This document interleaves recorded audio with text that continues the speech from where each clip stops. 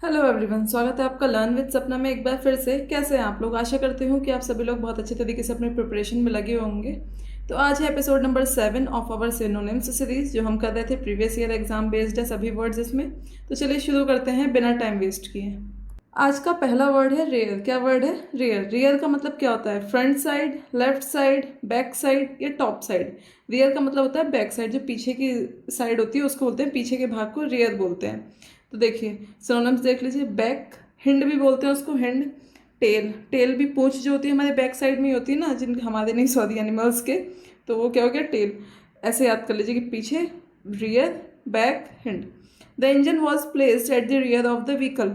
ये वर्ड आपको clause test में और पैरा में बहुत हेल्पफुल होने वाला है। जो इंजन है, the engine was placed at the rear of the vehicle. Vehicle के बैक साइड में इंजन लगा हुआ है। इंजन को कहाँ लगाया गया? व्हीकल की बैक साइड में। सेकंड वर्ड है प्रोस्ट्रेट। क्या है? प्रोस्ट्रेट। क्या वर्ड है? प्रोस्ट्रेट, जिसका मतलब क्या होता है बताइए? स्टैंडिंग, खड़े होना, सिटिंग, बैठे रहना, लाइंग फेस डाउन, या फिर फेस नीचे करके मतलब लटकाए हुए खड़े रहना, या रनिंग फास्ट, तेज से दौड़ना। तो इसका मतलब है लाइंग फेस डाउन। प्रोस्ट्रेट का मतलब होता है लाइंग फेस डाउन। ऐसे याद कर लीजिए, वो बहुत ज़्यादा प्रो बनने की कोशिश करता था और एक बार में सब पकड़ा गया और फिर वो मुरझा के मुंह नीचे करके खड़ा हुआ है। Lying face down. साष्टांग लेटा हुआ, बिल्कुल लेटा हुआ, मतलब फेस डाउन करके लेटा हुआ। प्रोन, प्रोन बोल देते हैं बोर्ड, बोर्ड बोल सकते हैं बोर्ड। ही ले prostate before the deity in prayer. वो ही ले कैसे लेटा हुआ था? वो बिल्कुल भगवान की पूजा में, भगवान की अर्चना में बिल्कुल बिल्कुल कहते हैं ना साष्टांग दंडवत प्रणाम, मतलब कि बिल्कुल लेट के जमीन पे और ऐसे हाथ जोड़ के जो करते हैं उसको बोलते हैं प्रोस्ट्रेट। थर्ड है प्री डिस्पोजिशन। प्री डिस्पोजिशन का मतलब क्या होता है? प्री डिस्पोजिशन बताइए। फाइनल डेस्टिनेशन, हमारा जो मेन अंतिम पड़ाव होता है, मतलब अंतिम स्थल जो होता है, जो मेन जो final decision, sorry final decision, हमारा अंतिम जो डिसीजन है वो। टेम्परेरी फीलिंग, जो हमारी फीलिंग्स होती हैं जो क्षण भर के लिए होती हैं। या फिर टेंडेंसी और इंक्लाइनेशन। टेंडेंसी और इंक्लाइनेशन का मतलब क्या होता है? झुकाव, किसी व्यक्ति का झुकाव, जो टेंडेंसी है उसकी। तो इस तरीके की जो क्या बोलते हैं उसको, प्रवृत्ति बोलते हैं। टेंडेंसी का मतलब होता है प्रवृत्ति, कि वो इस अरे बोलते नहीं जैसे कि अरे उसकी तो आदत ही ऐसी है, हमेशा ऐसे ही करता है, तो उसको ही टेंडेंसी बोलते हैं। इंक्लाइनेशन, झुकाव किसी के प्रति, जैसे वो फिजिक्स में आपने सुना होगा इंक्लाइंड प्लेन, इस तरीके से। या फिर स्ट्रॉन्ग रेजिस्टेंस, या फिर रोक, रेजिस्ट मतलब क्या होता है बताइए? बहुत ज़्यादा बार मैंने बताया, रेजिस्टेंस का मतलब होता है किसी को रोकना, ठीक है। तो प्री डिस्पोजिशन का मतलब होता है टेंडेंसी और इंक्लाइनेशन। टेंडेंसी, प्रवृत्ति, झुकाव। ससेप्टिबिलिटी, ससेप्टिबिलिटी का मतलब भी यही होता है किसी के ऊपर शक करना, क्योंकि वो बहुत झुका हुआ है सामने वाले पर्सन के प्रति, तो उसको बोल देते हैं। हर family history showed a predisposition to diabetes. जो उसकी फैमिली की जो हिस्ट्री थी, मतलब इतिहास उसकी फैमिली का, वो ये दिखाता है कि इनकी प्रवृत्ति ही रही है कि हर व्यक्ति को उनके यहाँ डायबिटीज़ हुआ ही हुआ है। उनकी फैमिली की ये टेंडेंसी चलती आ रही है कि उनको डायबिटीज़ हुआ है। फोर्थ है डिंगी। क्या वर्ड है? डिंगी। डिंगी का मतलब बताइए? ब्राइट एंड शाइनी, बहुत ज़्यादा चमकीला और शाइनी है। शाइनी से एक वर्ड मुझे याद आता है, आप लोग बताइए, मैंने कमेंट सेक्शन में बताइए, मैंने सिनोनिम्स में आपको बताया शाइन का एक वर्ड, बहुत प्यारा वर्ड है। या फिर क्लीन एंड फ्रेश, बिल्कुल साफ एंड स्वच्छ। या फिर बिल्कुल डार्क, अंधेरा और डर्टी, गंदा। या फिर लाउड, बहुत ज़्यादा तेज आवाज़ और नॉइजी है। डिंगी का मतलब होता है बहुत ज़्यादा डार्क एंड डर्टी। वर्ड से ही लग रहा है कैसा वर्ड है? डिंगी, डिंगी, वर्ड से ही लग रहा है बहुत ज़्यादा डार्क, अंधेरा, डर्टी, गंदा, गंदा और धुंधला सा। डर्टी, शैबी वर्ड कई बार पूछा गया, shabby. Dull word, shabby, dull, dirty. They lived in a dingy one room apartment. वो कैसी जगह पर रहते थे? एक रूम अपार्टमेंट, जो उनका घर था वो कैसा था? बहुत गंदा था और डर्टी, मतलब वहाँ पे बहुत धूल रहती थी, धुंधला था वहाँ, सब कुछ साफ क्लियर नहीं था। रूम जो था उनका बहुत ज़्यादा डर्टी था। फिफ्थ वर्ड है एबोलिश। ये तो मोस्ट फेवरेट वर्ड है एसएससी का। एबोलिश का मतलब वो क्या होता है? To abolish means establish something new, कुछ नया बनाना, रूल्स को बदलना, या फिर formally put an end to, या किसी चीज़ को नष्ट करना, समाप्त कर देना। या फिर सेलिब्रेट करना, उत्साहित होना, मतलब सेलिब्रेट करना, मनाना। जैसे हम मनाना मतलब जैसे बर्थडे मनाते हैं, सबको बोलते हैं सेलिब्रेट कर रहे हैं। तो एबोलिश का मतलब होता है formally put an end to, समाप्त करना, हटा देना, बिल्कुल हटाना। Formally put an end to, समाप्त करना, हटाना। सिनोनिम्स देख लीजिए। एंड कर देना, टर्मिनेट कर देना, रिपील कर देना। रिपील, इससे ही मैंने एबोलिश के बहुत सारे वर्ड कराए हैं। समाप्त करना, हटाना, एंड कर देना, टर्मिनेट कर देना, रिपील। इसके यूसेज देख लीजिए। Slavery was abolished in many countries in the 19th century. 19वीं सदी में बहुत सारी कंट्रीज़ में जो गुलामी थी, गुलाम स्लेवरी मतलब गुलाम होना, गुलामी जो थी वो नष्ट कर दी गई थी, समाप्त कर दी गई थी, हटा दी गई थी। 6th वर्ड है इरेडिकेट। इरेडिकेट का मतलब बताइए। सपोर्ट करना, बढ़ाना, इंक्रीज करना, एलिमिनेट करना, बिल्कुल नष्ट कर देना, ख़त्म कर देना। एलिमिनेट करना छाटना भी होता है, जड़ से मिटाना बिल्कुल। एक्सेप्ट करना, स्वीकार करना। तो एरेडिकेट का मतलब होता है जड़ से मिटा देना, बिल्कुल जड़ से मिटाना, ठीक है, एलिमिनेट कर देना कंप्लीटली तरीके से।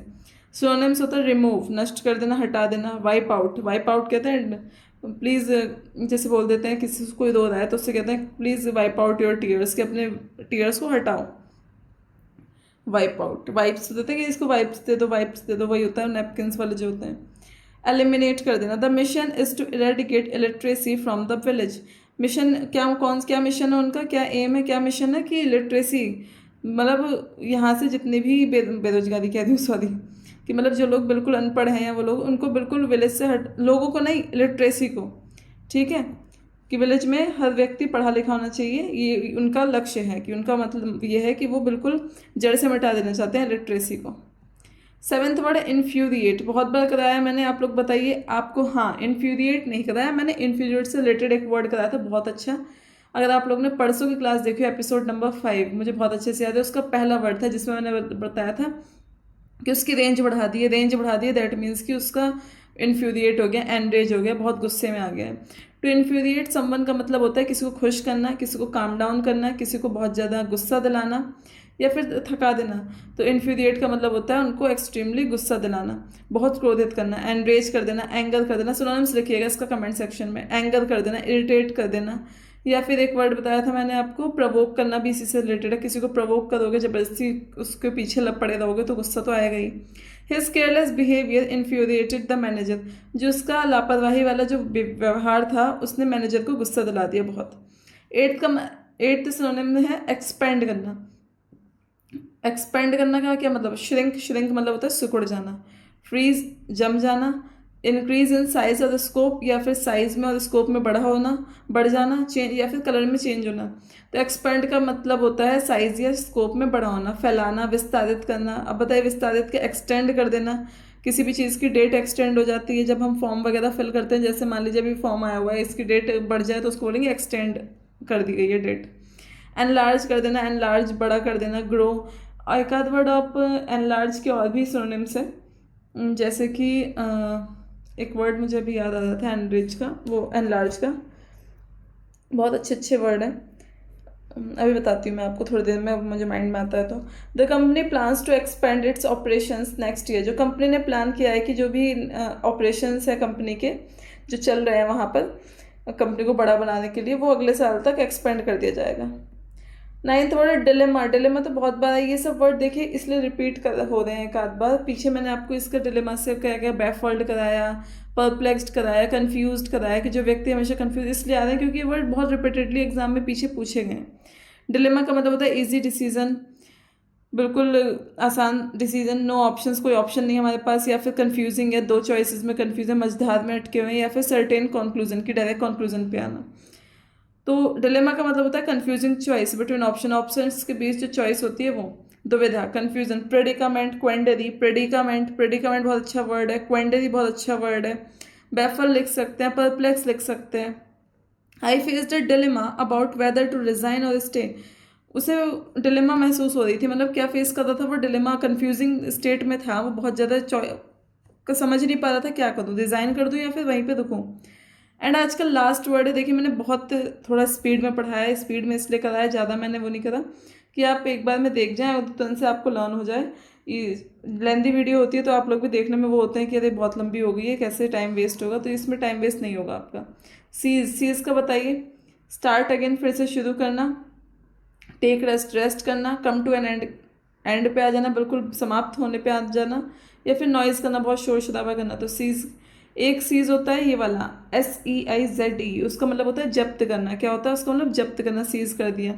और ये है CEASE, जिसका मतलब होता है कम टू एन एंड, बिल्कुल एंड पर आ जाना, बंद करना, समाप्त होना, ठीक है, समाप्त होना, ठीक है। स्टॉप एंड हॉल्ट, क्या है, स्टॉप एंड हॉल्ट, हॉल्ट लग जाता है ना, उसको बोलते हैं। The factory had to cease operations due to a power failure. Factory ने काम को रोक दिया, वहीं पर बंद कर दिया, क्योंकि क्या हो गया था, वहाँ पर जो लाइट थी, जो पावर थी उसकी, वो ख़राब हो चुकी थी। ठीक है, तो हमारे आज के 10 वर्ड्स होते हैं कंप्लीट, जिसमें हमने वर्ड के एक सीज जिसका मतलब होता है बंद करना, कम टू एन एंड। एक होता है डिलेमा। क्या होता है डिलेमा? डिलेमा का मतलब होता है दुविधा में रहना, कन्फ्यूजन, प्रेडिकामेंट, क्वेंडरी में होना। एक होता है एक्सपेंड। एक्सपेंड का मतलब होता है इंक्रीज कर देना साइज और स्कोप में। इन्फ्यूरिएट का मतलब होता है बहुत ज़्यादा किसी को गुस्सा दिलाना, make them extremely angry. Eradicate का मतलब होता है पूरे मतलब अपने उसमें से हटा देना, जड़ से मिटाने की कोशिश करना। जैसे कि जब कोरोना आया था तो हाँ, कोरोना नहीं, आप वो देखिए जो चिकन पॉक्स वगैरह होते हैं, वो आज के टाइम में यही इंडिया का जो वो है दावा है, यही कहता है कि इंडिया से इरेडिकेट कर दिया गया, जड़ से मिटा दिया गया चिकन पॉक्स को। एबॉलिश, नष्ट कर देना।